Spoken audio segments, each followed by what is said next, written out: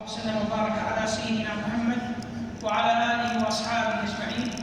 تقبل الله منا ومنكم صالح الأعمال. نسألك اللهم توفيقا إلى سنة من أرسلته إلى الملا، محمد شفيعنا في الحشر صلى عليه الله طول الدهر. أما بعد، فكلمتي في هذه الدقائق تبارك عن أسرار الصيام. فقد روى الشيخان عن سيدنا أبي هريرة رضي الله تعالى عنه وأرضاه عن سيدنا رسول الله صلى الله عليه وسلم قال في الحديث القدسي الذي يرويه عن ربه. فالحديث القدسي اللفظ من الرسول صلى الله عليه وسلم والمعنى من الله تبارك وتعالى، فهو شبيه بالوحي. قال: كل عمل ابن آدم له إلا الصيام فإنه لي وأنا أجزي به.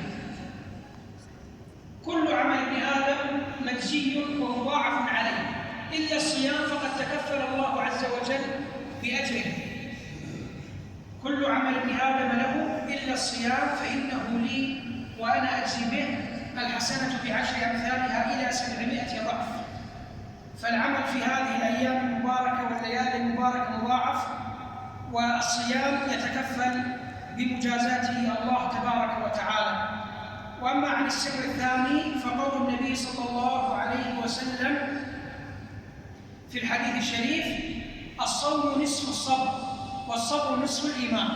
وقد قال العلماء رحمهم الله تبارك وتعالى بأن الصبر من الإيمان بمنزلة الرأس من الجسد، فلا تسأل عن عظم وقدر الصبر. والله عز وجل يقول في الآية الكريمة: إنما يوفى الصابرون أجرهم بغير حساب. فهذه معادلة لا تقبل القسمة على اثنين، إنما هي الصوم نصف الصبر والصبر نصف الإيمان.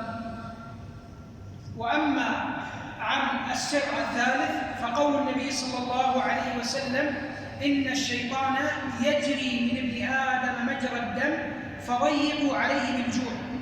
ضيقوا على الشيطان بالجوع، لذلك شرع الله عز وجل الصيام، فتجد الصائم أبعد ما يكون عن اللغو والرفث والشهوة والغيبة والنميمة وسائر المنكرات. وهناك فرق بين الصوم والصيام. الصوم ما يدخل فيه الأخلاق، يعني الامتناع عن الطعام والشراب والشهوة واللذة والغيبة والنميمة، يدخل فيه الإمساك عن المفترات وعن منكرات الأخلاق. أما الصيام فإنه يقتصر على الإمساك عن الأكل والشرب. بارك الله تعالى فيكم، وصلى الله وسلم وبارك على سيدنا محمد وعلى آله وأصحابه أجمعين، وحتى لا